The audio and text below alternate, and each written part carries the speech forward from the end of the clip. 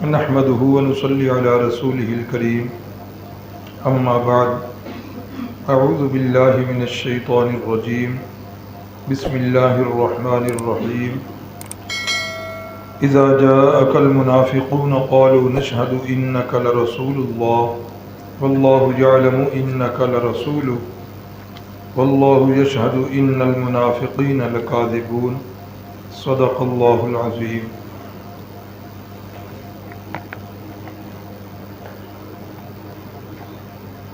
5 ہجری تک ہم پہنچ چکے ہیں۔ آج 5ویں ہجری کے حالات و واقعات کا بیان ہے۔ 5ویں ہجری کے اندر جو پہلا میں نے لکھا ہے، غزوہ بنی مصطلق بھی کہتے ہیں اور غزوہ مریسع بھی کہتے ہیں۔ غزوہ کس لیے اسے کہتے ہیں کہ اس جنگ کے اندر خود جناب رسالت مآب صلی اللہ علیہ وسلم تشریف لے گئے تھے۔ لڑائی کے اعتبار سے یہ غزوہ کوئی اتنا بڑا قابل ذکر نہیں ہے کہ جس کے اندر کوئی بہت بڑی جنگ ہوئی ہو، بہت زیادہ کوئی کفار کے بندے مارے گئے ہوں یا مسلمانوں کا کوئی نقصان ہوا ہو۔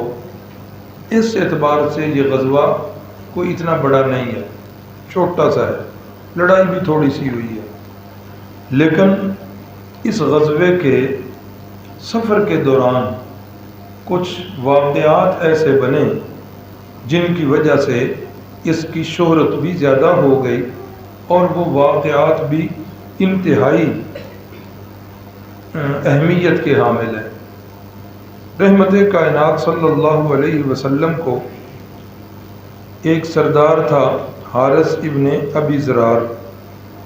ان کے متعلق پتہ چلا کہ یہ مسلمانوں کے خلاف تیاری کر رہے ہیں، بعد میں مسلمان ہو گئے تھے۔ تو رحمت کائنات صلی اللہ علیہ وسلم نے حضرت بریدہ اسلمی رضی اللہ تعالی عنہ کو بھیجا کہ آپ جائیں اور جا کر اس کی تحقیق کریں کہ واقعی یہ بات ٹھیک ہے۔ انہوں نے واپس آ کر بتایا کہ بالکل ٹھیک ہے، وہ تیاری کر رہے ہیں۔ رحمت کائنات صلی اللہ علیہ وسلم نے صحابہ کرام کو اپنی معیت میں لیا اور آپ صلی اللہ علیہ وسلم ان کی طرف روانہ ہوئے۔ ان کے وہم و گمان میں بھی نہیں تھا کہ آپ صلی اللہ علیہ وسلم کو ہماری تیاریوں کا علم ہو چکا ہے یا آپ صلی اللہ علیہ وسلم جوابی کارروائی کے لیے اتنی تیز رفتاری سے سفر کر کے آ سکتے ہیں۔ ان کے گمان میں بھی یہ بات نہیں تھی۔ چنانچہ آپ صلی اللہ علیہ وسلم جب تشریف لے گئے تو اس وقت رستے کے اندر ان کا ایک جاسوس ملا مسلمانوں کو، جو جاسوسی کرنے کے لیے آیا تھا۔ تو مسلمانوں نے اسے پکڑ لیا اور قتل بھی کر دیا کیونکہ جاسوس تھا۔ اب جس وقت اس جاسوس کی خبر انہیں پہنچی کہ ہمارے جاسوس کو تو مسلمانوں نے قتل کر دیا ہے، ساتھ ہی اللہ کے نبی صلی اللہ علیہ وسلم کا لشکر وہاں پہنچ چکا تھا، تو رحمت کائنات صلی اللہ علیہ وسلم کے صحابہ نے ایسا یکبارگی حملہ کیا، چونکہ ان کے گمان میں بھی نہیں تھا۔ سیرت نگار لکھتے ہیں کہ وہ اپنی بکریوں کو پانی پلا رہے تھے، اور بکریوں کو پانی پلانے سے پتہ چلتا ہے کہ وہ ابھی لڑائی کی تیاری میں نہیں تھے۔ اللہ اکبر! تو مسلمانوں کا حملہ اتنا شدید ہوا کہ کافروں کے تقریباً 10 بندے جو ہیں وہ مارے گئے، کفار کے 10 بندے مارے گئے اور مسلمانوں کا ایک آدمی شہید ہوا، اور وہ بھی صحابی جو شہید ہوئے وہ بھی غلط فہمی میں کسی اپنے سے ہی شہید ہو گئے اور انہوں نے انہیں دشمن سمجھ کر شہید کر ڈالا۔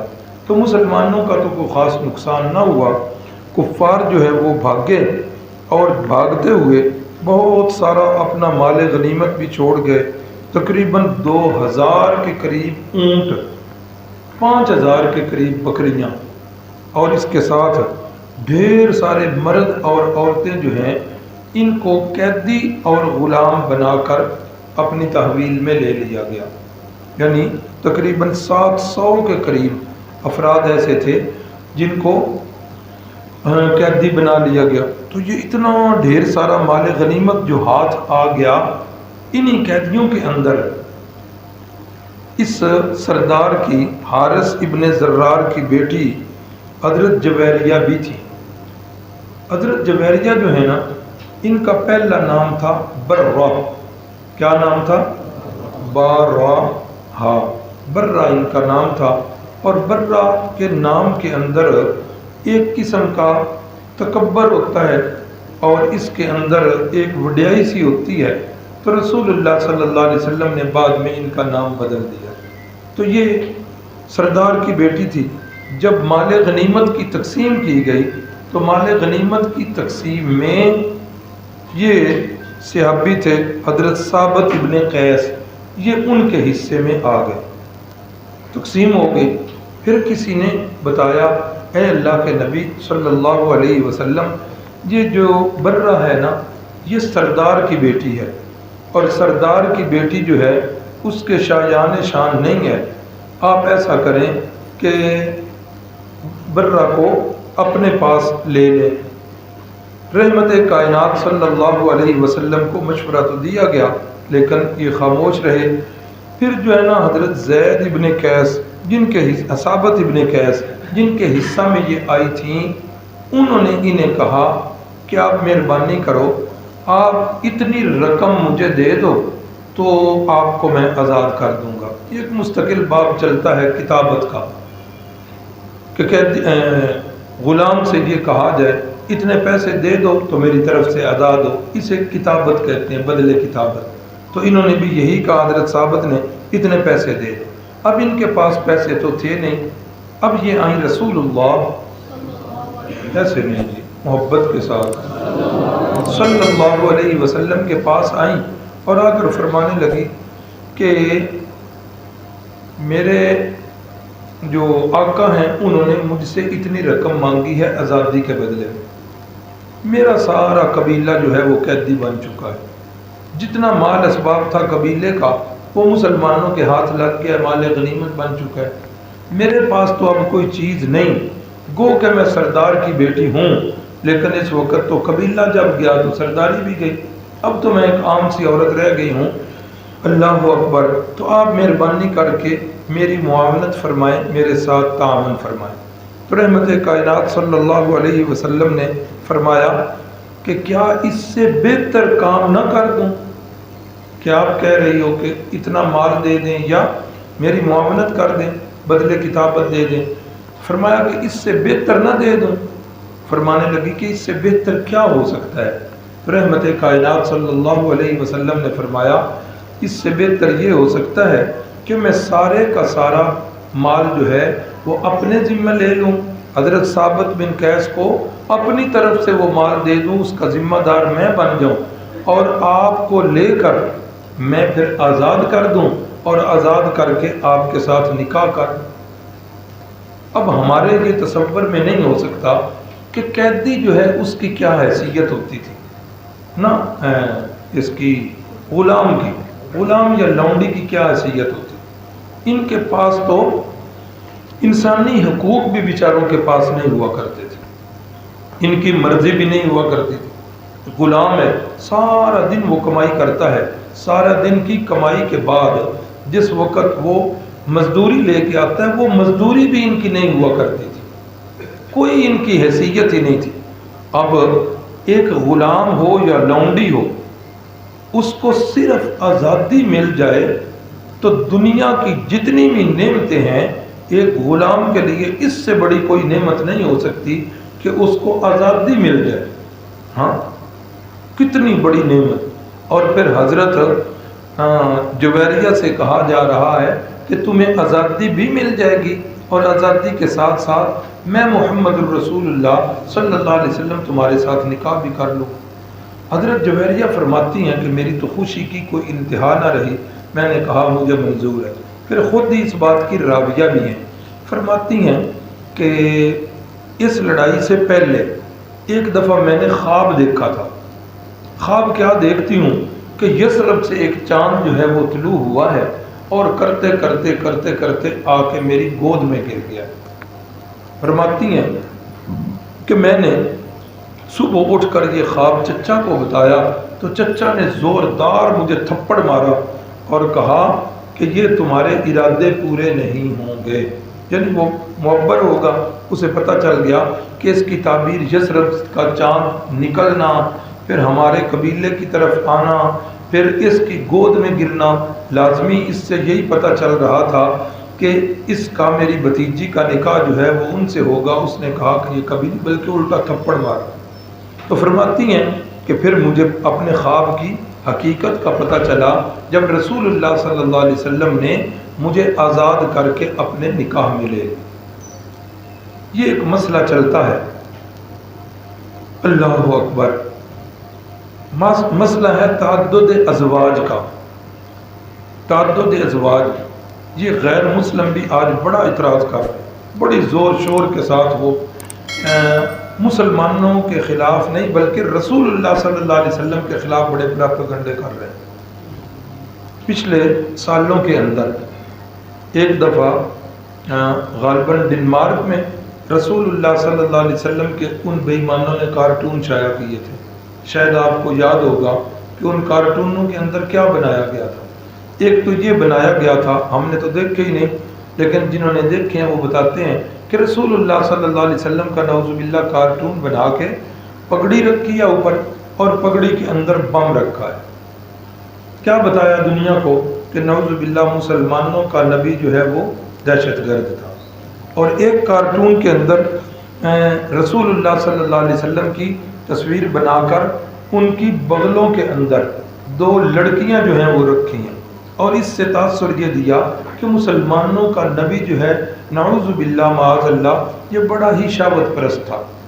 اور یہ پراپوگنڈے چلے، یہ اصل میں ادھر سے پراپوگنڈے چلے تھے، منافقین مدینہ سے انہوں نے یہ پراپوگنڈے کیے۔ دیکھو جی، قرآن یہ کہہ رہا ہے کہ 4 عورتیں جو ہیں وہ جائز ہیں، اور اس نے ایک عورت جو ہے اور کر لی ہے، پھر ایک عورت اور کر لی ہے۔ تو یہ تعدد ازواج کا مسئلہ، ایک تو یہ بات یاد رکھیں، حدیث پیچھے گزر چکی ہے سبق میں کہ رسول اللہ صلی اللہ علیہ وسلم نے فرمایا کہ میں نے کسی عورت کے ساتھ بھی نکاح اپنی مرضی سے نہیں کیا بلکہ کس کی مرضی سے کیا؟ اللہ کی مرضی۔ اور فرمایا میں نے اپنی بیٹیوں میں سے بھی کسی کا نکاح اپنی مرضی سے نہیں کیا بلکہ میری بیٹیوں کا نکاح بھی کس کی مرضی سے ہوا ہے؟ جب تک اللہ کی مرضی تھی، اجازت تھی، یہ نکاح ہوتے گئے۔ پھر اللہ کی طرف سے آیت آگے، لا یحل لک النساء من بعد ولا ان تبدل بہن من ازواج۔ اے محبوب صلی اللہ علیہ وسلم، اس کے بعد اب کسی عورت کے ساتھ نکاح کرنا آپ کے لیے حلال نہیں۔ فرمایا کہ انہی عورتوں سے نکاح، اور یہ بھی نہیں ہو سکتا لا ان تبدل بہن، کہ اتنی عورتیں رکھنی ہیں تو فگر پورا کرنے کے لیے ان میں سے کسی کو طلاق دی جائے اور کسی اور سے نکاح کر کے یہ ہندسہ پورا، فرمایا نہیں، اس کی بھی اجازت نہیں۔ نکاح بھی کسی اور سے نہیں ہوگا اور اس کے اندر تبدیلی بھی اب نہیں ہوگی۔ وفات کسی کی ہو جائے تو ہو جائے، مزید جو ہے کوئی اور آپ کے حرم میں عورت نہیں آ سکتی۔ تو یہ ایک مسئلہ چلتا ہے تعدد ازواج کا کہ رسول اللہ صلی اللہ علیہ وسلم نے اتنی شادیاں کیوں کی ہیں۔ اب دن تھوڑے ہیں، اب مواد زیادہ ہے، اب اس کے اندر مستقل اس عنوان پر کتابیں لکھی گئی ہیں، مستقل۔ اب تھوڑا سا میں بتا دوں، زیادہ شادی، تعدد ازواج کا مطلب زیادہ شادیاں کرنا کیوں ہوا ہے۔ پہلی بات تو یہ ذہن میں رکھیں کہ شہوت پرست بندہ جو ہوتا ہے اس کی ہمیشہ نگاہ جو ہوتی ہے وہ کم عمر لڑکی پر ہوتی ہے اور خوبصورت لڑکی پر ہوتی ہے۔ نمبر 2، شہوت پرست کی کبھی بھی یہ خواہش نہیں ہوتی کہ میں کسی متعلقہ یا کسی بیوہ کے ساتھ نکاح کروں۔ آج بھی یہی چلا آ رہا، کوئی بھی بندہ ایسا کرنے کے لیے راضی نہیں ہے، جبکہ ہم رسول اللہ صلی اللہ علیہ وسلم کی زندگی کو دیکھتے ہیں، آپ کی حیات طیبہ سے پتہ چلتا ہے کہ جتنی بھی ازواج مطہرات ہیں وہ ساری کی ساری سوائے حضرت عائشہ صدیقہ کے، ساری کی ساری کیا تھیں؟ یا بیوہ تھیں تو یا متعلقہ تھیں. صرف اماں جان عائشہ صدیقہ جو ہیں وہ کنواری آپ کے حرم میں آئی. دوسری بات بھی سبق میں پیچھے گزر چکی ہے کہ ایک حدیث کا مسئلہ ہے، ایک سچے نبی کے اندر کتنی طاقت ہوتی ہے؟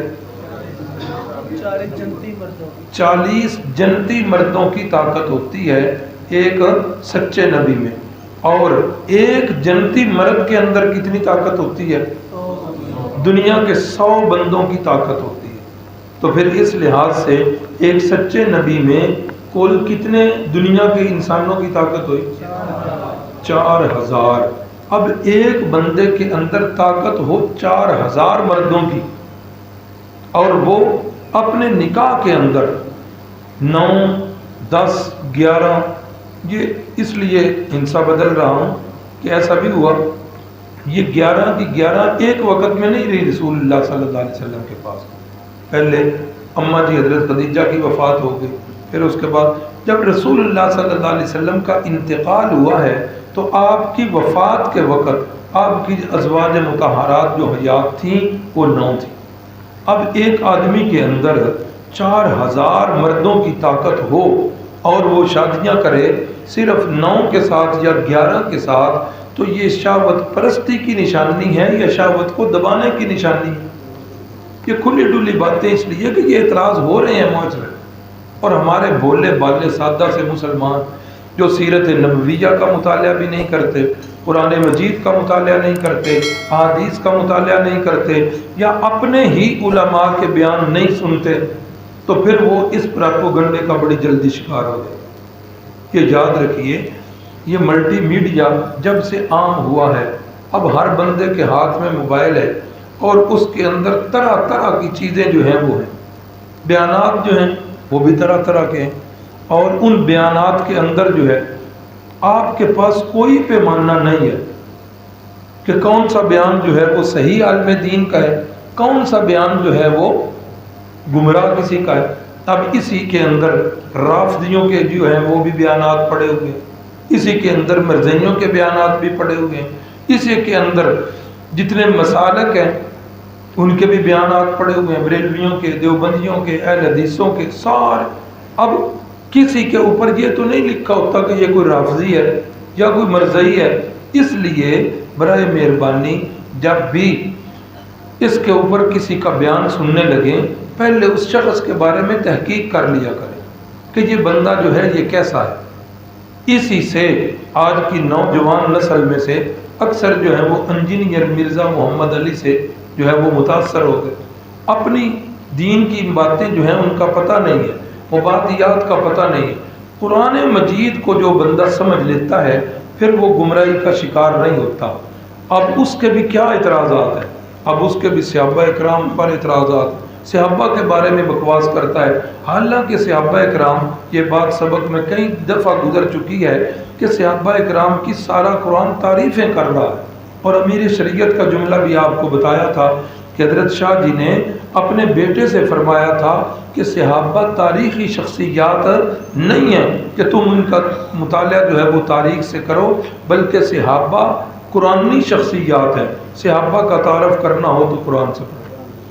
اس لیے یہ میں بار بار کہہ رہا ہوں کہ جب بھی کوئی چیز جو ہے وہ آپ کے ذہن کو خراب کرنے والی آپ کے ذہن میں آئے تو لازماً کسی عالم دین کے ساتھ رجوع کر لیا کریں اور اس سے پوچھ لیا کریں. پھر یہ بھی ہے کہ کسی ایک عالم کے جواب سے اگر آپ مطمئن نہیں ہوتے، کسی دوسرے عالم سے رجوع کر لیں، تیسرے سے کر لیں. جب ایک چھوٹی سی بیماری ہمیں لاحق ہوتی ہے، اللہ ہم سب کو روحانی اور جسمانی بیماریوں سے بچائے، تو کوئی بھی بندہ بیمار ہوتا ہے، محلے کے ڈاکٹر سے دوائی لی جاتی ہے، تو جب محلے کے ڈاکٹر کی دوائی سے آرام نہیں آتا تو کیا کوئی مریض چپ کر کے گھر بیٹھ جاتا ہے؟ ہاں، کیا کرتے ہیں؟ اس سے بڑے ڈاکٹر، اس سے آرام نہیں، اس سے بڑے ڈاکٹر، ادھر سے آرام نہیں، لاہور چلو جی.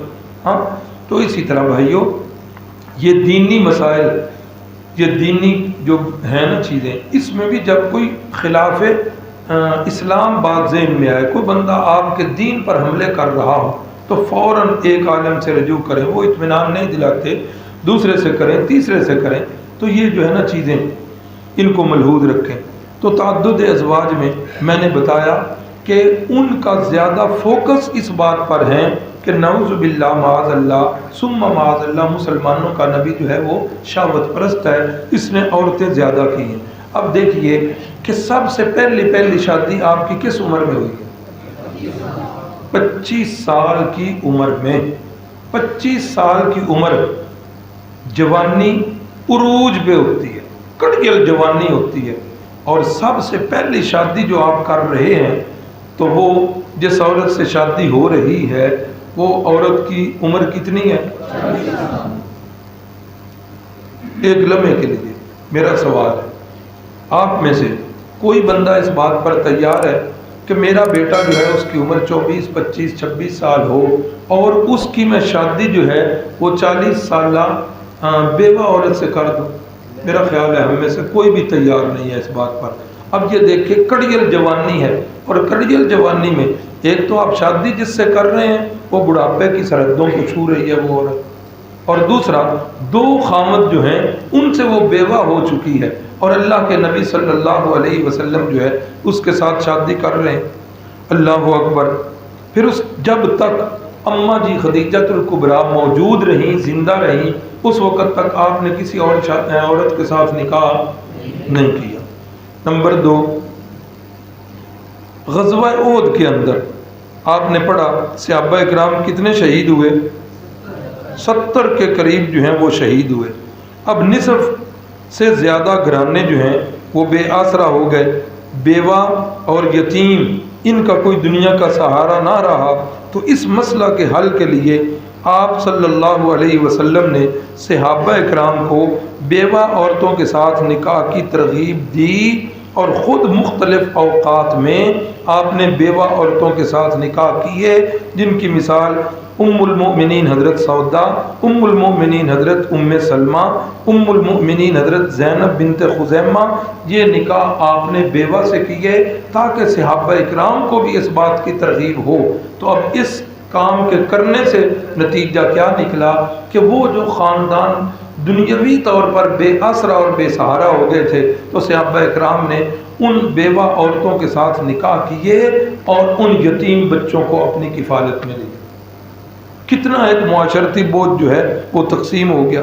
ایک سے زیادہ شادیوں سے آپ کا مقصد جو ہے وہ قبائل کو قریب لانا ہے، کہ جن کے ساتھ شادی ہوگی ہاں تو سسرال کیا بن جاتے ہیں؟ کڑم بن جاتے ہیں۔ شادی سے پہلے تو وہ بڑے قریب ہوتے ہیں، اور شادی کے بعد یہ شادی بھی بڑی عجیب سی شادی ہے۔ ہاں اللہ تعالیٰ محبتیں بڑھائے۔ اللہ تعالیٰ جو ہے قرآن مجید نے یہ سسرال کو اللہ نے اپنی نعمتوں کے اندر ذکر کیا۔ اجعلہ نسبا وصہرا، جس طرح نسب یہ جو باپ دادا سے چلتا ہے نا، جس طرح اللہ نے اس کو نعمتوں میں شمار کیا، اسی طرح سسرالی رشتے کو بھی اللہ نے کیا کیا؟ نعمتوں میں شمار کیا۔ ہماری وہی مائیں، ہماری وہی بہنیں جو بیاہ سے پہلے اپنی آنے والی دلہن کے لیے ایک جوتا خریدنا ہو تو 4-5 دکانیں پھریں گی، سوٹ خریدنے کے لیے 5-5 6-6 مارکیٹیں پھریں گی۔ ہاں پتہ نہیں کہاں سے کتنی مہینے پہلے وہ شادی کی تیاریاں شروع ہوتی ہیں۔ پھر شادی والے دن پھولوں والی گاڑی لے کے ہم جاتے ہیں اور اس کو لے کے آتے ہیں، تو مہینے بعد ہاں پھر لطرت جو بھی رہ جاتی ہے وہ بیچارے۔ اللہ اکبر، ایسا نہیں ہونا چاہیے۔ میں کئی دفعہ کہتا ہوں یہ شادی جو ہے نا بڑی بریک سی چلنی ہے۔ وہ خاندان کہ شادی سے پہلے جن کا کوئی عیب نظر ہی نہیں آتا، ساری خوبیاں ہی خوبیاں نظر آتی ہیں۔ وہ جی لڑکے کے بھائی اتنے اچھے ہیں، وہ لڑکے کا باپ اتنا اچھا ہے، لڑکی کی ماں اتنی اچھی ہے، ہاں تو شادی کے بعد وہ سارا کچھ الٹا چکر شروع ہو جاتا ہے۔ اللہ تعالیٰ یہ محبتیں بڑھائیں، یہ یاد رکھیں یہ ساری شیطانی چیزیں اور شیطانی حملے ہوتے ہیں۔ تو رسول اللہ صلی اللہ علیہ وسلم کا ایک سے زائد شادیاں کرنے کا مقصد کیا تھا؟ قبائل کو قریب لانا اور اسلام کو فروغ دینا۔ عرب کا یہ دستور تھا کہ داماد کے خلاف عرب والے جنگ نہیں کرتے تھے، کہ داماد کے ساتھ جنگ کریں، ایسا نہیں کرتے تھے۔ اور اس کو اپنی عزت کے خلاف سمجھتے تھے۔ مثلا حضرت ام حبیبہ سے نکاح ہوا، اللہ اکبر، تو نکاح سے پہلے ابو سفیان جو ان کے والد ہیں اسلام کے انتہائی مخالف تھے، اور جس وقت بیٹی کا نکاح ہو گیا، ام حبیبہ کا نکاح ہو گیا، تو وہ دشمنی کی شدت جو ہے وہ بہت زیادہ کم ہو گئی، اور پھر کرتے کرتے ایک وقت آیا کہ ابو سفیان جو ہے یہ مسلمان بھی ہو۔ اللہ اکبر۔ اب حضرت جویریہ جن کے حالات ہم پڑھ رہے ہیں، اب جس وقت رسول اللہ صلی اللہ علیہ وسلم نے ان کے ساتھ نکاح کیا، صحابہ اکرام کو پتہ چلا کہ یہ حضرت جویریہ کے ساتھ تو رسول اللہ نے نکاح کر لیا۔ تو جب صحابہ اکرام کو پتہ چلا، وہ جتنے قیدی تھے، کتنے قیدی تھے میں نے ابھی بتایا، 700 قیدی تھے، اور قیدی 700 تھے، اور تقریباً پیچھے جو ہے وہ 1000 سے زیادہ ان کے گھرانے تھے۔ تو جب یہ 700 قیدی ہوئے اور ان میں ایک کے ساتھ رسول اللہ نے نکاح کیا، صحابہ اکرام کو جب پتہ چلا کہ رسول اللہ صلی اللہ علیہ وسلم نے یہ قبیلہ جس کے بندے جو ہیں ہم نے قیدی بنائے ہوئے ہیں، لونڈیاں بنائی ہوئی ہیں، غلام بنا لیے ہیں، ان کی ایک عورت کے ساتھ اللہ کے نبی نے نکاح کیا ہے، گویا اس کا مطلب یہ ہوا کہ یہ رسول اللہ کا سارا قبیلہ اب سسرالی قبیلہ بن گیا۔ سارے کے سارے صحابہ نے وہ قیدی جو ہیں غلام سارے کے سارے آزاد کر۔ خود حضرت عائشہ صدیقہ رضی اللہ تعالیٰ عنہا فرماتی ہیں کہ میں نے جویریہ سے بڑھ کر اپنے قبیلے کے ساتھ زیادہ برکت والی عورت کا نکاح نہیں، اپنے قبیلے کے لیے برکت والی عورت کوئی نہیں دیکھی کہ جتنا جویریہ کے نکاح کی برکت سے ان کے قبیلے کو فائدہ ہوا۔ صرف ان کا نکاح ہوا اور اس کے قبیلے کے جتنے افراد تھے وہ سارے کے سارے کیا ہو گئے؟ آزاد ہو۔ اللہ اکبر۔ تو حضرت جویریہ والا قبیلہ جو ہے، سردار کی بیٹی کے ساتھ جب نکاح ہوا تو اس کی وجہ سے اتنے گھرانے جو ہے وہ آزاد ہو گئے، اور صرف آزاد نہیں ہوئے، جب انہوں نے مسلمانوں کا یہ سلوک دیکھا تو اس کے جواب میں وہ سارے کے سارے پھر مسلمان بھی ہو۔ تو فائدہ ہوا کہ نہ ہوا؟ تو یہ زیادہ شادیاں کرنے کا یہ فائدہ۔ ایک اور بھی فائدہ لکھا ہوا ہے کہ آپ صلی اللہ علیہ وسلم کی زندگی کی 2 جہتیں ہیں، ایک گھر سے باہر والی زندگی ہے اور ایک گھر والی زندگی ہے۔ اب گھر سے باہر والی زندگی نقل کرنے کے لیے کتنے صحابہ اکرام ہیں؟ ہاں، لاکھ سے زیادہ صحابہ اکرام ہے نا۔ جتنا جتنا عرصہ کوئی قریب رہا اتنا زیادہ اس نے کیا کیا، آپ کی باتوں کو نوٹ کیا اور آگے امت تک پہنچایا۔ باقی جو گھریلو زندگی تھی اس کے لیے اب اتنی تعداد تو نہیں، لیکن تعداد زیادہ چاہیے تھی کہ آپ صلی اللہ علیہ وسلم کی گھریلو زندگی نقل کرنے والیاں ایسی خوش نصیب عورتیں ہوں جو اندر کی زندگی بھی مسلمانوں تک پہنچائیں، اور ایسا ہی ہوا۔ بے شمار ہماری امہات المؤمنین نے احادیث کو نقل کر کے رسول اللہ صلی اللہ علیہ وسلم کے عادات و خصائل کو نقل کر کے آگے جو ہے یہ پہنچایا ہے۔ تو یہ میں نے ابھی بتایا کہ یہ کچھ جنگ بڑی نہیں ہوئی تھی، کوئی نقصان اس میں نہیں ہوا تھا، نقصان الٹا کافروں کا ہوا کہ ان کے 10 بندے مارے گئے، اتنا زیادہ مال غنیمت ہاتھ آیا۔ تو یہ جو ہے نا اس کے اندر کچھ واقعات ایسے بنے جن کی وجہ سے اس غزوے کو شہرت ملی۔ جس وقت واپس آ رہے ہیں تو یہ جو نام لکھا ہوگا مریسع، بعض اس کو غزوہ مریسع کہتے ہیں اور بعض اس کو غزوہ بنی مستلق کہتے ہیں۔ تو مریسع ایک چشمہ ہے، اس چشمے کے پاس جس وقت پڑاؤ کیا نا تھوڑی دیر کے لیے، تو وہاں اتفاق ایسا ہوا کہ مہاجرین اور انصار صحابہ جو ہیں ان کا کچھ اختلاف ہو گیا۔ اس غزوے کے اندر عبداللہ بن ابی بھی موجود تھا جو منافقین کا سردار تھا۔ جب ان کا اختلاف ہوا تو اس نے ایک بکواس کی، عبداللہ بن ابی نے، اس نے عرب کی ایک کہاوت ہے، اس نے وہ کہاوت پڑھی اور صحابہ اکرام پر نعوذ باللہ معاذ اللہ پھیٹ کی۔ وہ کہاوت یہ ہے کہ اپنے کتے کو تو زیادہ سے زیادہ کھلا اس لیے کہ کل کو یہ تجھے کاٹے۔ ہاں، مقصد اس کا یہ تھا کہ یہ لٹ پٹ کے مکے سے آئے تھے ہجرت کر کے، ان کے پاس آسرے کے لیے گھر کوئی نہیں تھا، کھانے کے لیے کوئی چیز نہیں تھی، ہم نے ان کا اتنا اکرام کیا، آج یہ ہمیں آنکھیں نکالتے ہیں، ہم سے لڑتے ہیں۔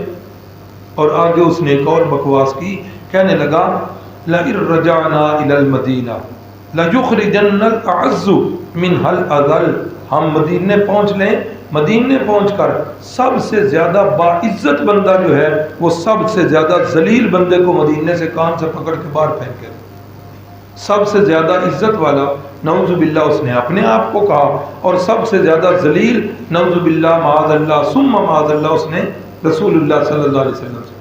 اب وہ یہ بات جو کر رہا تھا یہ اپنے خول میں اور اپنے غول میں اپنے بندوں میں بیٹھ کے کر رہا تھا، تو اسی محفل کے اندر ایک چھوٹے سے صحابی ہیں زید ابن ارقم، کیا نام ہے؟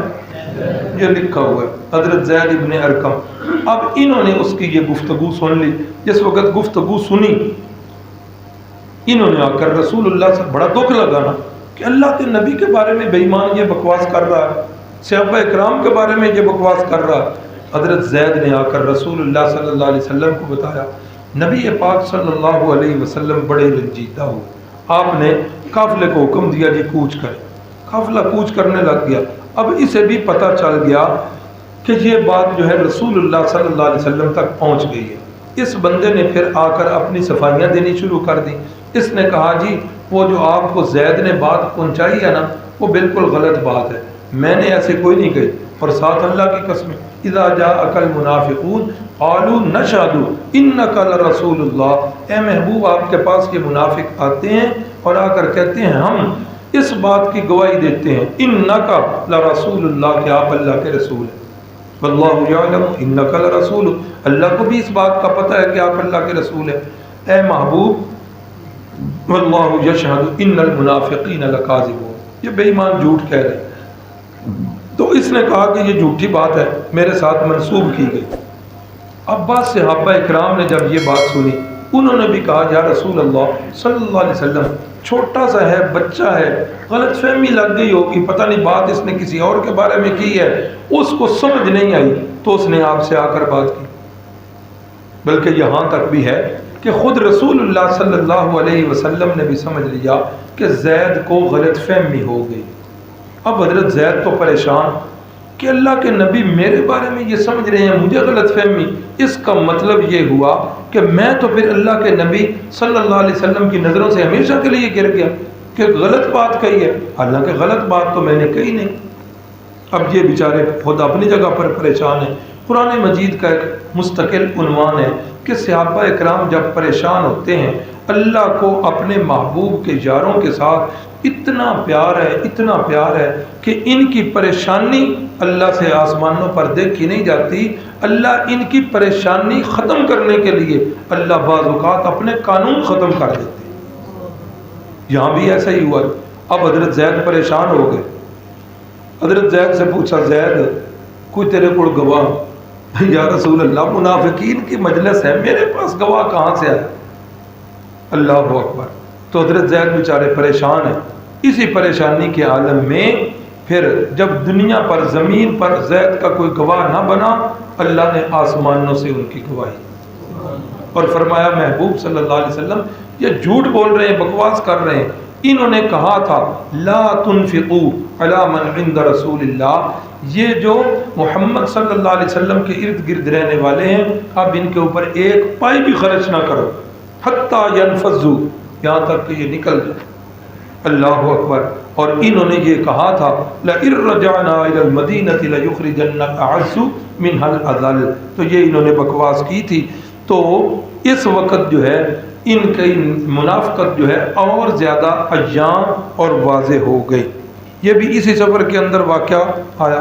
یہ عبداللہ بن ابی جو ہے نا،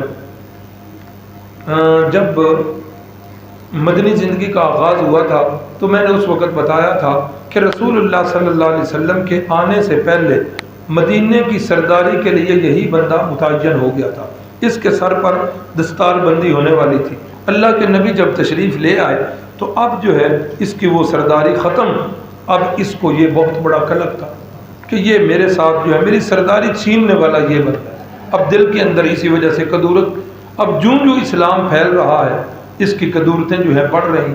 پھر ایک وقت آیا کہ جس وقت بدر کی جنگ کے اندر اللہ رب العزت کی غیبی مدد آئی.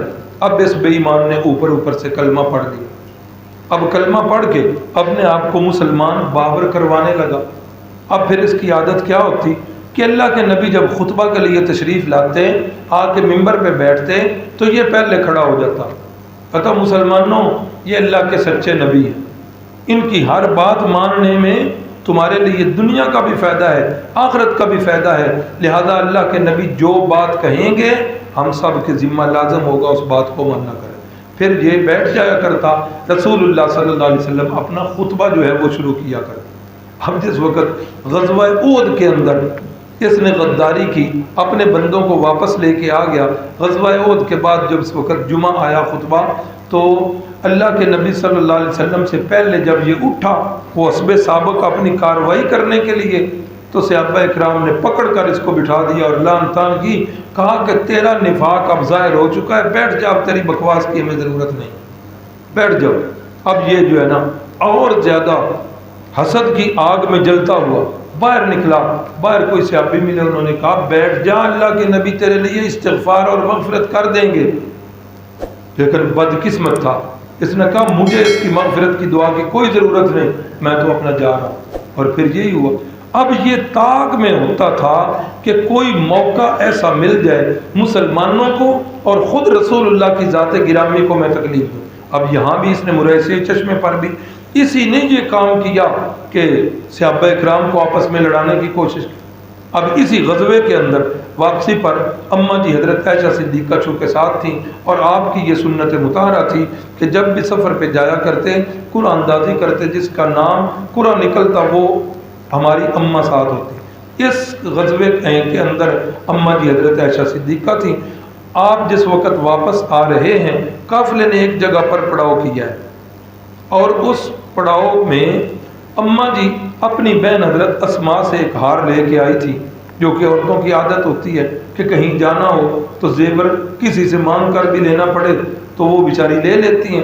اتفاق ایسا ہوا ہار گم ہو گیا یا ٹوٹ گیا, وہ ملا نہیں ہے. اماں جی نے رسول اللہ صلی اللہ علیہ وسلم کو بتایا.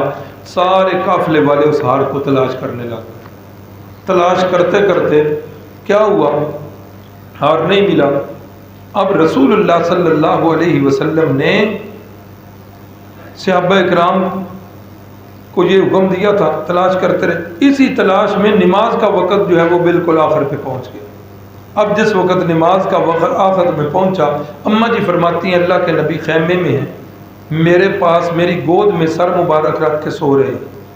حضرت صدیق اکبر کو باہر لوگوں نے کہا کہ یار یہ حضرت عائشہ کو آپ ہی سمجھائیں, اب نہ یہ ہار لے کے آتی نہ یہ مصیبت پڑتی, اب ادھر سے نماز کا وقت ہے ادھر ہار مل نہیں رہا, کریں تو کیا کریں. تو حضرت صدیق اکبر غصے سے بھرے ہوئے تشریف لائے خیمے میں. اماں جی فرماتی ہیں کہ ابا جی نے کیا کیا, ابا جی نے آ کے مجھے جو ہے نا اس طرح مکے مارنے شروع کر دی. کیوں تم نے ایسا کیا؟ فرماتی ہیں شدت کی درد تو ہوئی لیکن میں پی گئی. کس وجہ سے کہ میری حرکت سے رسول اللہ صلی اللہ علیہ وسلم کی نیند میں خلل نہ آ جائے. فرماتی ہیں کہ ابھی یہی باتیں جاری تھیں کہ اللہ رب العزت نے تیمم کی آیات کا حکم نازل فرما دی کہ مسلمانوں اگر تم حالت سفر میں ہو, پانی نہیں ہے یا پانی ہے تم پانی کو استعمال نہیں کر سکتے, بیمار ہو تو کیا کر لو, فتیمموا صعیدا طیبا, پاک صاف مٹی پر کیا کر لیا کرو, تیمم کر لیا کرو. تو یہ بھی اسی غزوے کے رستے میں پیش آیا. اسی طرح ایک اور بڑا واقعہ پیش آیا, وہ واقعہ افک ہے, یہ لکھا ہوا ہے. یہ کیا ہے کہ رسول اللہ صلی اللہ علیہ وسلم کی یہ زوجہ اور ہماری اماں جان یہ ساتھ ہیں. ایک جگہ پر پڑاؤ ہوا تو صحابہ اکرام, یہ اماں جی جو ہے نا عمر میں بھی عمر میں بھی چھوٹی تھیں اور جسامت میں بھی دبلی پتلی تھی. جن صحابہ اکرام کی ڈیوٹی تھی کہ اماں جی کا ہودج جو ہے وہ اونٹ سے اتارنا ہے یا رکھنا ہے. اب جب قافلے نے کوچ کرنا شروع کیا, اماں جی گئی ہوئی تھی قضائے حاجت کے لیے, ذرا قافلے سے دور چلی گئی. وہ صحابہ اکرام نے ہودج اوپر رکھ دیا اور انہوں نے یہی سمجھا کہ اماں جی موجود ہیں، قافلہ چل کر آگے۔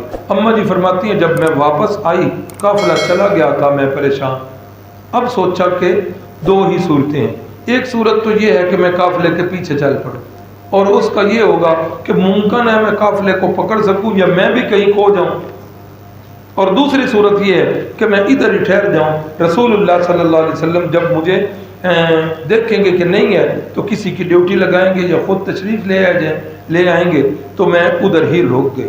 صبح کا وقت ہے، ایک صحابی تھے، ان کی ڈیوٹی تھی کہ انہوں نے پیچھے رہ کے آنا ہے اور قافلے کی کوئی گری پڑی چیز جو ہے انہوں نے اٹھانی ہے۔ صحابی کا نام آپ کو یاد ہوگا، حضرت صفوان، صاد فا واو الف نون۔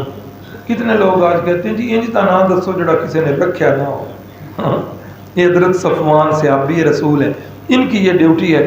حضرت صفوان خود فرماتے ہیں کہ جس وقت میں آیا دور سے تو کوئی حجولہ سا نظر آیا، جب میں قریب آیا یاد ہے پچھلے سبق میں گزرا کہ پردے کے احکام کب نازل ہوئے، 4 ہجری میں، تو بھی پردے کے احکام نئے نئے نازل ہوئے۔ جب میں نے آ کے اوپر دیکھا تو جب دیکھا کہ اماں جی عائشہ صدیقہ ہیں، اتنا زبان سے نکلا انا للہ و انا الیہ راجعون، اور اماں جی نے جب یہ کلمہ استرجاع سنا تو اماں جی نے فوراً پردہ کر لیا۔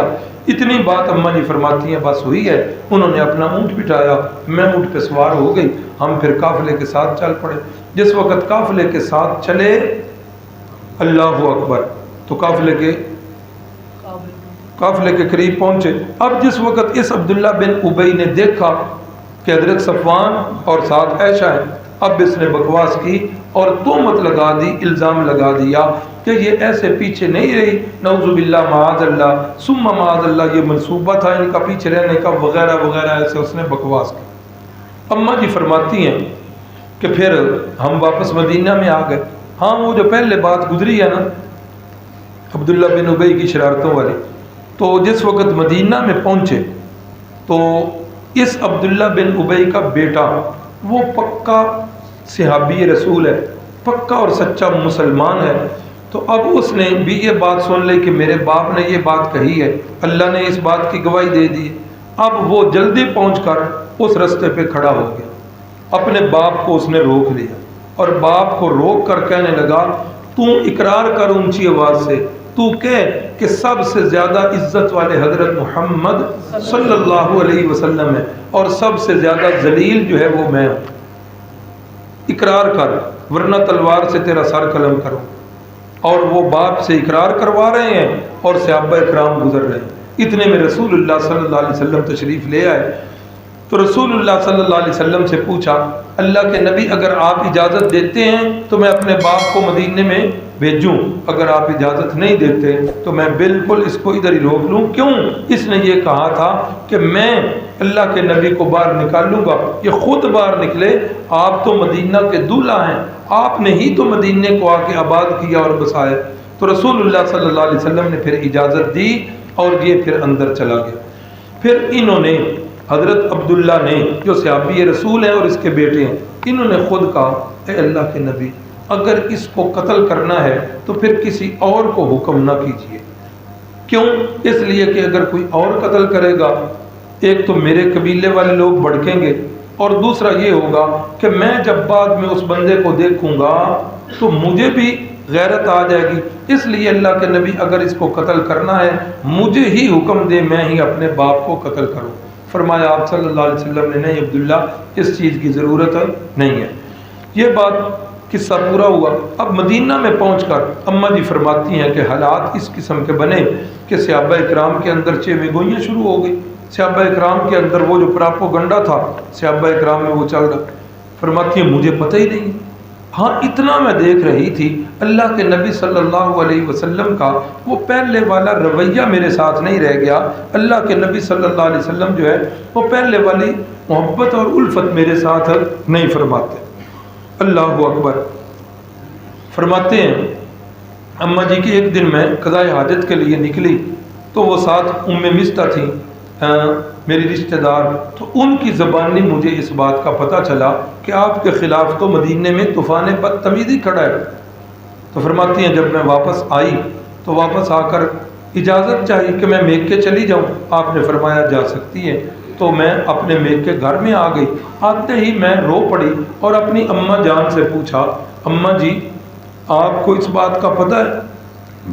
اماں جی فرمانے لگی، بیٹی زیادہ غم نہ کھا، جن کے نسب اونچے ہوتے ہیں، جو بیٹیاں خوبصورت اور خوبصیرت ہوتی ہیں، جن کی شوہروں کے ساتھ محبت مثالی ہوتی ہے، جن کے شوہر ان سے محبت کرتے ہیں، لوگ جو ہیں ان کو حسد ہو جاتا ہے اور وہ اس قسم کے منصوبے بناتے رہتے ہیں، لہذا پریشان ہونے کی بات نہیں۔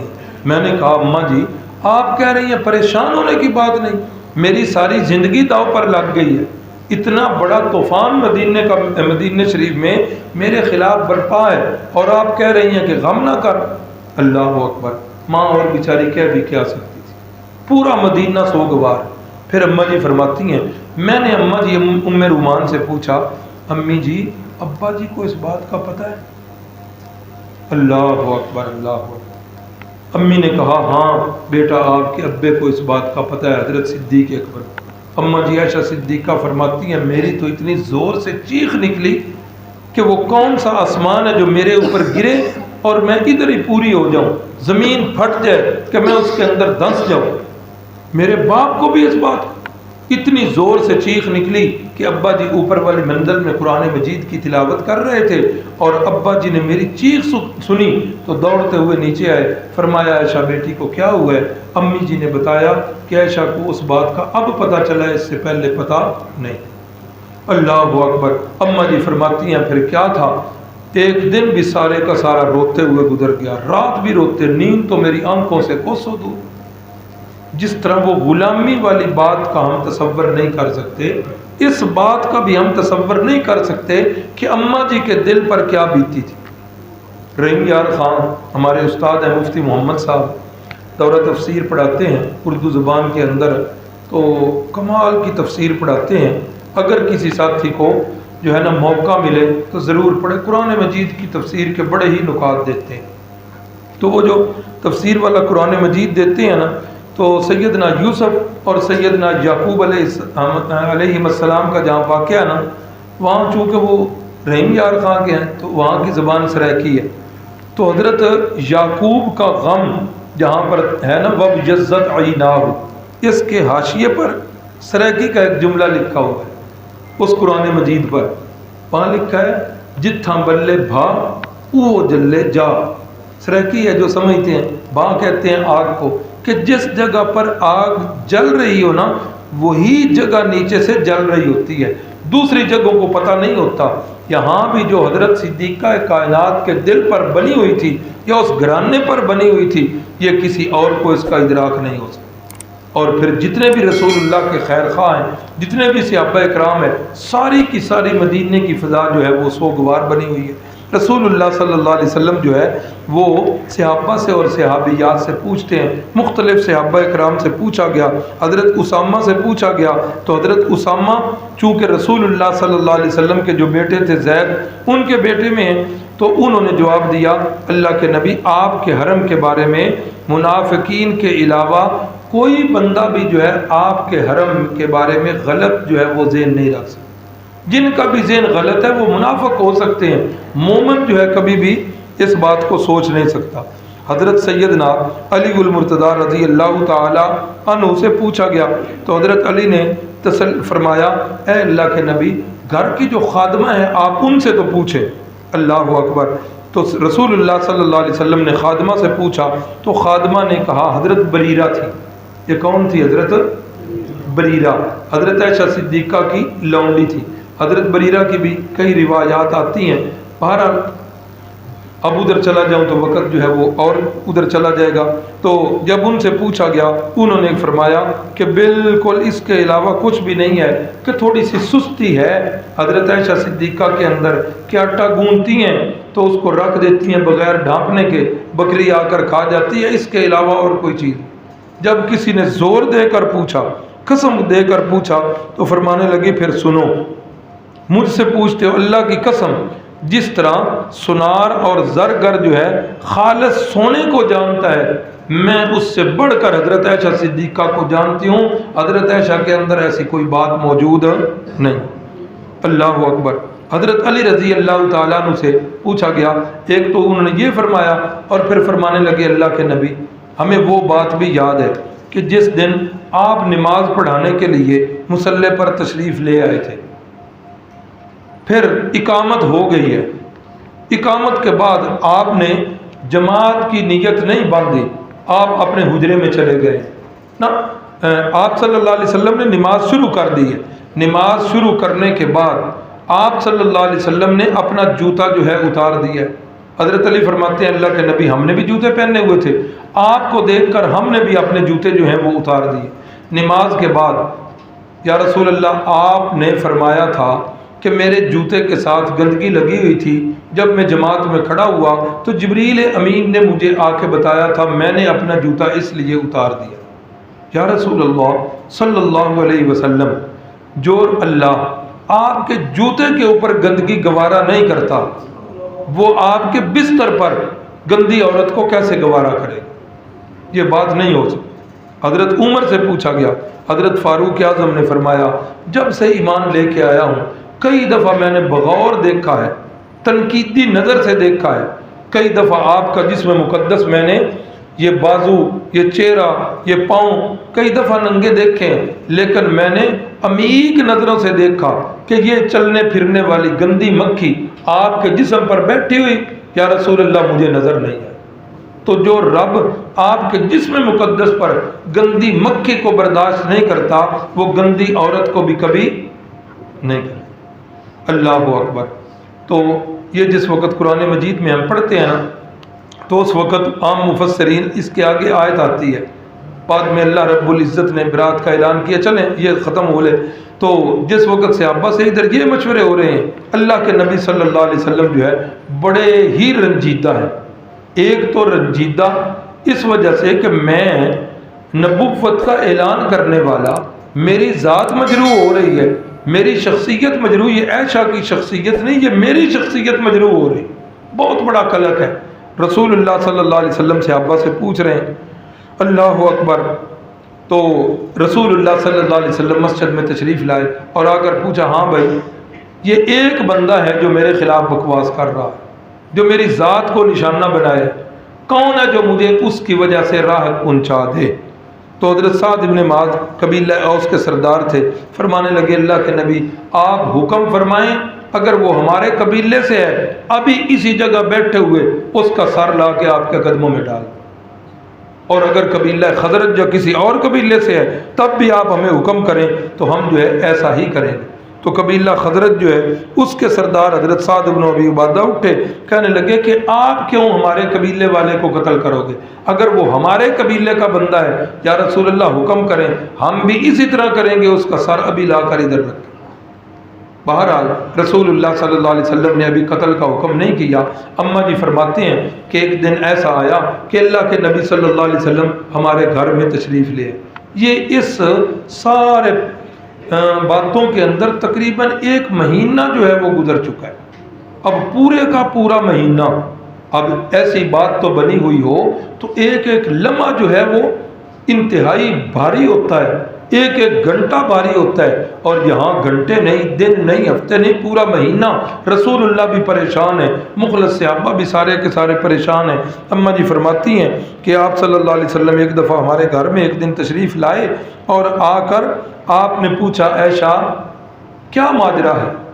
اماں جی فرماتی ہیں میں نے کہا اللہ کے نبی باتیں جو مدینے میں پھیلی ہوئی ہیں وہ آپ کو بھی پتہ ہے، اگر میں کہوں کہ یہ بات غلط ہے تو آپ میں سے شاید کوئی یقین نہ کرے، کیونکہ پراپوگنڈا اتنا شدید ہو چکا ہے، اور اگر میں کہوں کہ یہ گناہ مجھ سے ہوا ہے تو پھر آپ میری تصدیق کریں گے۔ اماں جی فرماتی ہیں مجھے اس وقت حضرت یعقوب علیہ السلام کا نام بھول گیا، میں نے کہا اللہ کے نبی میری مثال تو اب یوسف کے ابا کی طرح ہے، جو انہوں نے کہا تھا میں بھی وہی کہتی ہوں، صبر جمیل واللہ المستعان علی ما تصفون، کہ میرے لیے اب صبر ہی بہتر ہے، اللہ ہی مددگار ہے، جو یہ باتیں کر رہے ہیں اللہ میری مدد کرے گا۔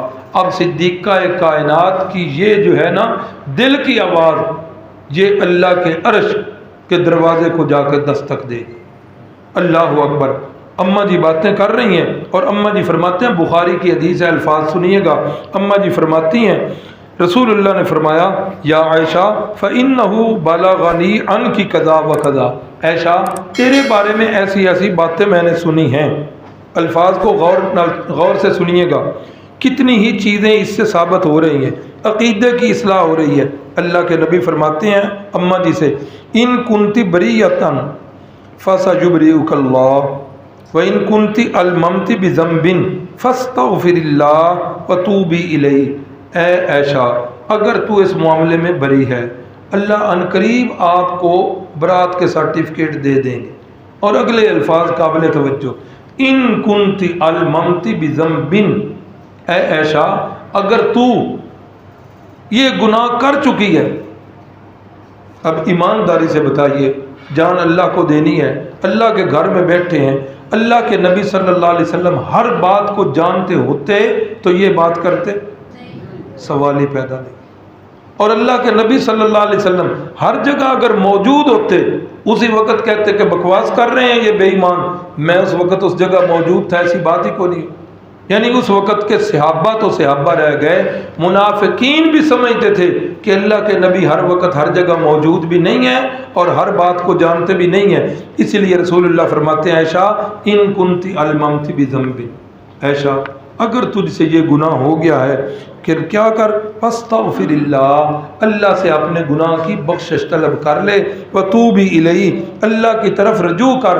عائشہ فإن العبد اذا اعترف ذنبه ثم تاب الى اللہ تاب اللہ الیہ، عائشہ جب کوئی بندہ گناہ کرتا ہے نا، گناہ کر کے دل کو اس کی طرف متوجہ کر کے سچی توبہ کرتا ہے نا، اللہ کی طرف رجوع کرتا ہے، اللہ اس کی توبہ کو قبول ہی نہیں کرتے بلکہ اللہ اس کی طرف پھر جو ہے نا رجوع کر لیتے۔ اللہ اکبر۔ اماں جی فرماتی ہیں کہ میری تو رئی سے ہی کسر بھی نکل گئی، رسول اللہ میرے بارے میں یہ لفظ کہ ان کنتی الممت بذنب، ایسا اگر گناہ ہو گیا تو اللہ سے توبہ کر لے۔ فرماتی ہیں پھر میری حالت تو یہ ہوئی کہ میں نے اب رونا شروع کر دیا، لیکن اب تو میری آنکھوں میں آنسو بھی نہیں تھے، آنکھیں بھی خشک ہو گئی۔ میں نے رسول اللہ صلی اللہ علیہ وسلم سے کروٹ بدل لی، دوسری طرف ہو گئی اور میں اللہ سے رجوع کر رہی تھی، اور یہ مجھے یقین تھا کہ اللہ رب العزت رسول اللہ کو یہ بات بتا دیں گے، لیکن یہ میرے گمان میں بھی نہیں تھا کہ میری برات کے اندر اللہ ایسی آیتیں نازل کریں گے، ایسی صورت نازل کریں گے جو قیامت تک جو ہے اس کی تلاوت ہوتی رہے۔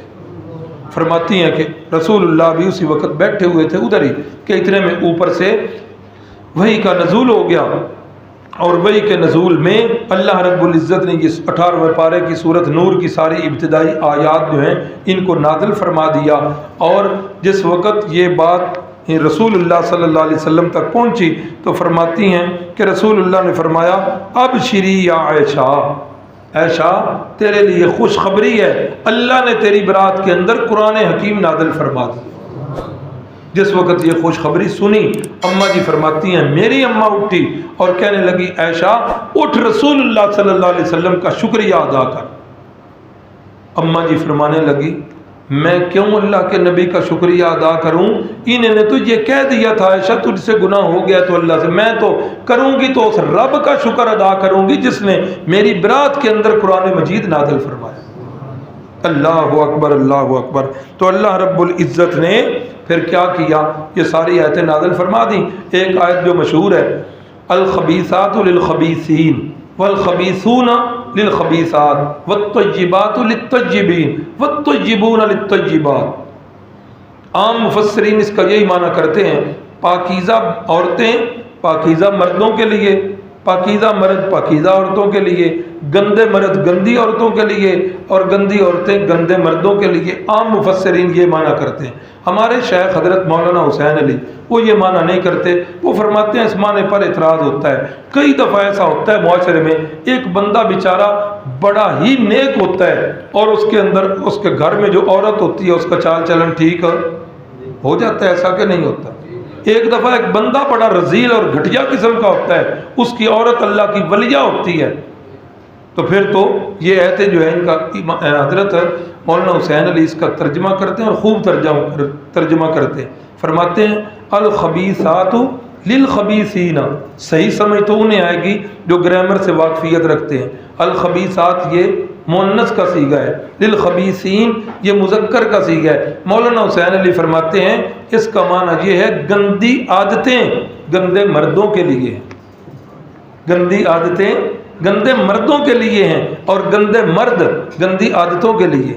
وہ فرماتے ہیں یہاں عورتیں مراد نہیں، یہاں عادتیں مراد ہیں، اچھی عادتیں اچھے مردوں کے لیے ہیں اور اچھے مرد اچھی عورتوں کے لیے۔ اب یہ معنی اس پر کوئی اعتراض نہیں ہوگا۔ تو اللہ رب العزت نے اماں جان حضرت عائشہ صدیقہ کی برات کے اندر قرآن مجید کی آیتیں نازل فرمائیں۔ یہ پراپوگنڈا اتنا شدید تھا کہ کچھ صحابہ بھی اس پراپوگنڈے سے متاثر ہوئے، جن میں حضرت مصطح ہیں، حضرت حسان ہیں، حضرت حمنہ بنت جاش ہیں۔ تو جس وقت یہ آیتیں نازل ہو گئیں تو اس کے بعد حد قذف کا حکم بھی آ گیا۔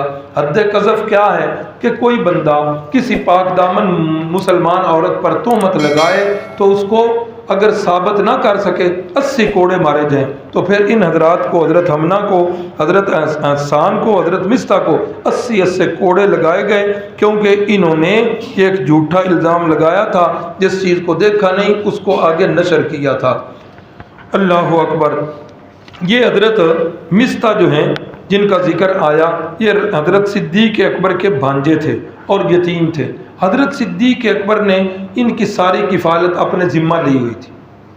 اب جس وقت یہ بھی اس پراپوگنڈے کا شکار ہو گئے، جس وقت برات ہو گئی، حضرت صدیق اکبر نے قسم کھائی میں نے اس بچے پر کتنے کتنے احسان کیے، یتیم تھا میں نے اسے اپنا بیٹا بنا کے پالا، سارا خرچہ اس کا میں نے برداشت کیا۔ ساری دنیا بھی مخالف ہو جاتی، ساری دنیا بھی باتیں کرتی، اس کا حق تو نہیں بنتا تھا، اسے تو ایسا نہیں کہنا چاہیے تھا۔ اچھا اللہ کی قسم آج کے بعد میں ایک پائی بھی اس پر خرچ نہیں کروں۔ اب یہ بات بالکل ٹھیک ہے کہ ایک بندے کو دکھ پہنچتا ہے تو وہ کہتا ہے کہ میں اب مزید اس سے بچنا چاہتا ہوں۔ ہمارے اور آپ کے لیے تو یہ بات ٹھیک ہے، لیکن جس کی شان صدیقیت کی ہو، جو صدیق اکبر کے مرتبے پر فائز ہو، اس کی شان کے یہ مناسب نہیں تھا۔ اللہ نے آیات نازل فرما دی، فرمایا لا یأتل اولو الفضل منکم والسعۃ ان یؤتوا اولی القربى والیتامى والمساکین۔ اللہ اکبر۔ تم میں سے جو صاحب ثروت ہیں، وسعت والے ہیں، ان کا یہ حق نہیں بنتا کہ وہ اس بات کی قسم کھائیں کہ آج کے بعد یتیموں مسکینوں پر خرچ نہیں کریں گے، ان کا یہ حق نہیں بنتا۔ الا تحبون ان یغفر اللہ لکم، کیا تمہیں یہ بات پسند نہیں کہ اللہ تم سے محبت کرے؟ ان یغفر اللہ لکم، اللہ تمہیں معاف کر دے، کیا یہ تمہیں بات پسند نہیں؟ صدیق اکبر نے تو جب آیتیں سنی، صدیق اکبر رونے لگ پڑے، فرمانے لگے یا رسول اللہ مجھے یہ بات بڑی پسند ہے کہ اللہ مجھے معاف کر دے۔ صدیق اکبر نے اپنی قسم توڑی، کفارہ ادا کیا اور حضرت مصطح کو جتنا خرچہ پہلے دیتے تھے اس سے ڈبل دینا شروع کر دیا۔ غزوہ خندق وہ انشاءاللہ رہ گیا، وہ کل انشاءاللہ بیان ہوگا۔ یہ 5ویں جو ہے نا ہجری والا صاحب، کل رات میرے بھانجے کی بیٹی اسپتال میں داخل ہے، والدہ کی طبیعت بھی بڑی خراب ہے۔ رضوان صدیق صاحب، اچھا جی، اللہ تعالیٰ جی سب کو صحت دیں اور تندرستی دیں۔ ہاں جی، ہمارا جامعہ کا سوشل میڈیا کا بڑا متحرک رکن ہے، بھانجا ہے ہمارا، معوض بھائی زکریا صاحب کا بیٹا ہے۔ پرسوں جس وقت ہم اس جگہ سبق پڑھ رہے تھے تو اس بیچارے کا ایکسیڈنٹ ہوا ہے، تو ہڈیاں بچ تو گئی ہیں لیکن فریکچر ہوا ہے، تو اس کے لیے بھی دعا کریں، اللہ تعالیٰ اس کو بھی صحت دے جی۔ اچھا بالکل جی، سوال تو آگے ذہن میں آپ نے یاد کروائے، لیکن اب ٹائم نہیں ہے، مزید تیاری کر لیں جی کہ رسول اللہ صلی اللہ علیہ وسلم کے نواسے اور نواسیاں کتنے ہیں۔ کچھ حضرات تو تیاری کر کے آئے ہوں گے، ذرا ہاتھ کھڑا کیجئے گا، کتنے حضرات نے تیاری کی؟ جی ایک بھائی امتیاز صاحب ہے، اور جی آج مستری صاحب اچھا بیٹھے ہیں، یہ تو تیاری تھوڑی ہوئی ہے جی، صرف بھائی امتیاز صاحب کا ہاتھ کھڑا ہے۔ یار اگے پیچھے سارے نے گوگل یاد ہوں ہے تو ہن کو نہیں گوگل یاد۔ یہ اس لیے کہہ رہا ہوں جب آپ خود کوشش کر کے تو اس کا جواب لائیں گے تو پھر انشاءاللہ آپ کو بھولیں گے نہیں کہ رسول اللہ صلی اللہ علیہ وسلم کے نواسے کتنے ہیں اور ان کی ماؤں کے نام، کس بیٹی سے یہ بچہ ہے، کس بیٹی سے یہ ہے۔ تو یہ اتنے زیادہ تعداد نہیں ہے، بڑی تھوڑی سی تعداد ہے، کل آپ یاد کر کے ہیں۔ بسم اللہ الرحمن الرحیم، الحمدللہ رب العالمین، اللہم صلی علی سیدنا و مولانا محمد النبی الأمی وعلی آلہ، اللہم انت الہنا لا الہ الا انت، انت رب السماوات والارض، انت رب العرش العظیم، اللہم انت علی کل شیء قدیر، نستغفر اللہ ربی من کل ذنب ونتوب الیہ، اللہم اکفنا بحلالک عن حرامک واغننا بفضلک عمن سواک۔ اے اللہ جو بیمار ہیں، اے اللہ سب بیماروں کو صحت دے دیجئے، خصوصاً ہمارے بچے معوض کو، بھائی رضوان کی والدہ صاحبہ کو، ان کے بھانجے کو، اور بھی جتنے یا اللہ بیمار ہیں۔ اے اللہ ہم خود بھی بیمار ہیں، جسمانی نہیں تو روحانی بیماریاں تو ہم سب کو ہیں۔ اے اللہ ہم سب کی جسمانی اور روحانی بیماریاں دور فرما دے۔ اے اللہ ہماری حالت پہ رحم فرما دے۔ اے اللہ یہ اس وقت جو تیرے رضا کے لیے بیٹھتے ہیں، اے اللہ اس کو اپنی بارگاہ میں قبول فرما لے۔ آمین یا رب العالمین، صلی اللہ علی النبی الکریم وعلی آلہ واصحابہ اجمعین برحمتک یا